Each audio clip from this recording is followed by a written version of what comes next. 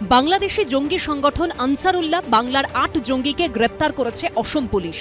উদ্বেগের বিষয় হল ধৃতদের মধ্যে একজন বাংলাদেশি।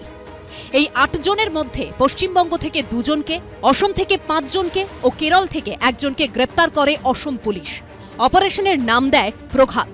আর সবচেয়ে চাঞ্চল্যকর বিষয় হল তদন্তকারীদের দাবি ওসামা বিন লাদেনের আল কায়দার দ্বারা অনুপ্রাণিত হয়ে তৈরি এই জঙ্গি সংগঠনের টার্গেট ছিল শিলিগুড়ির চিকেন স্নেক।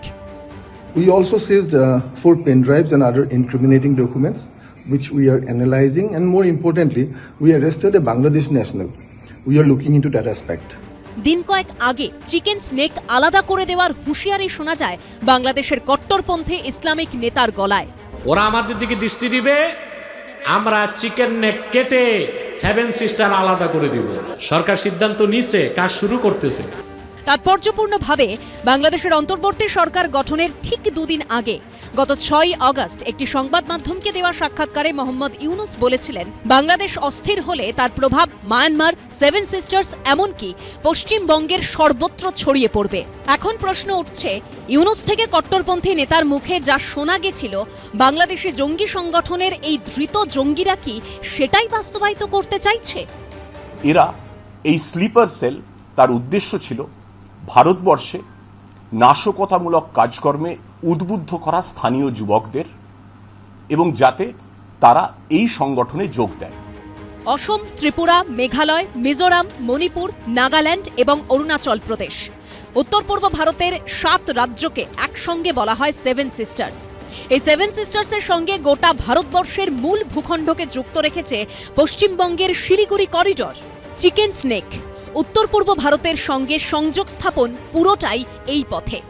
তাই এখানে জঙ্গিদের নজর মানে পরিস্থিতি বিপজ্জনক।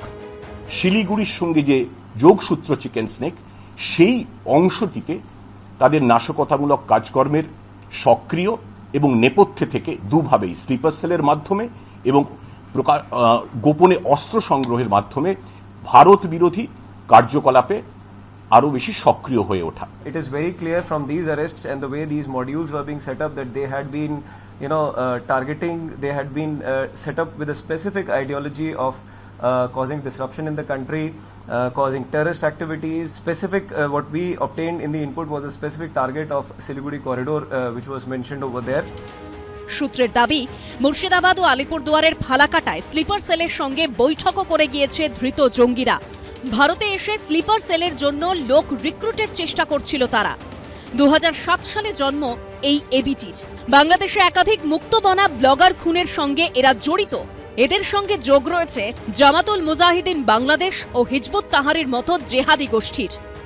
বাংলাদেশে তারা যে মদত পাচ্ছে, পশ্চিমবঙ্গে এসেও তাদের কোনো অসুবিধা হচ্ছে না, কারণ এখানে তৃণমূল করলে, তৃণমূলের সঙ্গে থাকলে সবকিছু সুবিধা পাওয়া যায়। এখানে অন্য কিছু আইন শৃঙ্খলা বলে কিছু নেই। এটাকে তো আপনাকে অতীতের সঙ্গে তুলনা করে দেখতে হবে কতটা কমেছে।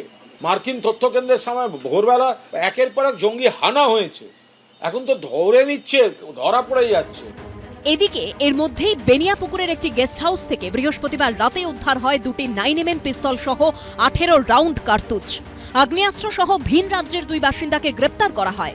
সন্দীপ সরকার, আশাবুল হোসেন ও আবির দত্তর রিপোর্ট, এবিপি আনন্দ।